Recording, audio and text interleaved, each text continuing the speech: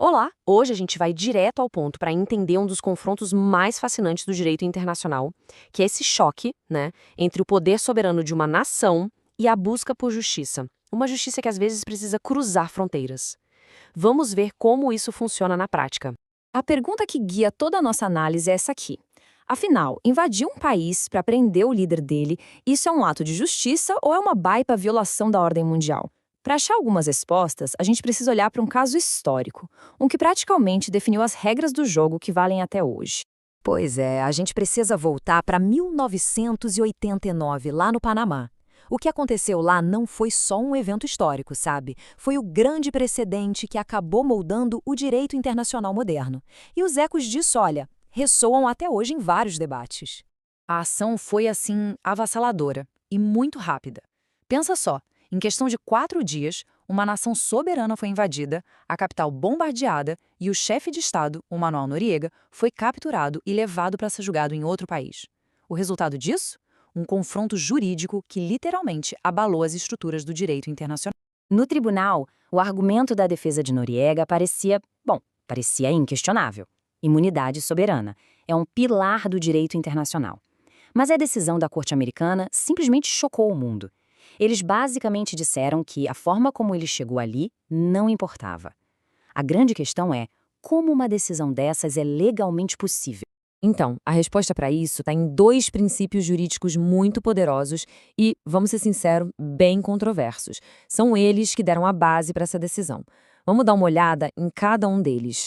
Primeiro, essa aqui, a doutrina Kerr-Frisbee. O ponto-chave dela é que ela meio que cria uma parede entre a captura e o julgamento. Pensa bem, mesmo que a captura seja considerada um sequestro de Estado, ou seja, totalmente ilegal, essa doutrina diz que isso não contamina o processo. A justiça pode seguir em frente. E olha, essa frase resume tudo de uma forma brutalmente honesta. É a doutrina Kerr-Frisbee na sua forma mais pura. Uma vez que a pessoa está fisicamente ali, no tribunal, o julgamento vai acontecer, não importa o que tenha acontecido para ela chegar lá. Mas isso só resolve metade do problema. Porque a outra questão é: como é que um tribunal em Miami pode julgar crimes que aconteceram inteiramente dentro do Panamá? A resposta está numa palavra: extraterritorialidade. É basicamente a ideia de que as leis de um país podem, digamos, esticar seus braços para muito além das suas próprias fronteiras, principalmente quando os efeitos dos crimes são sentidos em casa. E a justificativa para isso é o chamado princípio da proteção. A tese na época foi a seguinte: o tráfico de drogas ligado ao Noriega era uma ameaça direta à segurança e à saúde pública dos Estados Unidos. Logo, as leis americanas poderiam alcançar o Panamá para agir. Só que, depois que se remove um líder à força, abre-se um vácuo de poder. E com ele vem um novo problemão diplomático. Com a cadeira da presidência vazia, o mundo inteiro se pergunta: e aí? Quem manda agora? E, mais importante, quem a comunidade internacional deve reconhecer como o líder legítimo? Para esse dilema, a diplomacia oferece duas respostas bem diferentes. De um lado, tem a doutrina Tobar, que defende a legitimidade democrática, se recusando a reconhecer governos que chegam lá pela força. Do outro, a doutrina Estrada, que é super pragmática. Não importa como a pessoa chegou ao poder, o que importa é quem tem o controle de fato. É um verdadeiro embate entre idealismo e realismo na política externa. E na prática, o que geralmente acontece? A maioria dos países adota um compasso de espera entrando nesse tal de limbo diplomático.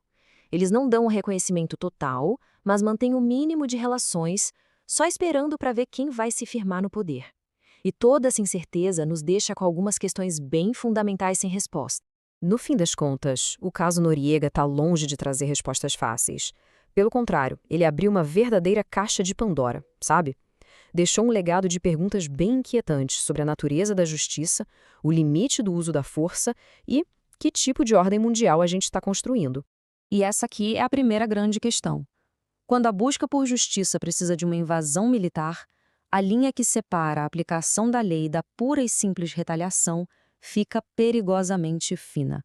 Onde exatamente se traça essa linha? Fica a reflexão.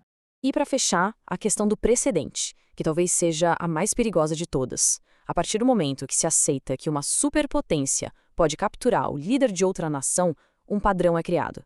E a pergunta que não quer calar é: se esse precedente se firma, que autoridade moral sobra para impedir que ele seja usado por qualquer um contra qualquer um no futuro? É uma pergunta que continua totalmente em aberto. Então ficamos por aqui, curte, comente e compartilhe. Até o próximo vídeo. Acadêmico Marcos André Zeninte dos Santos Galvão, Academia de Direito.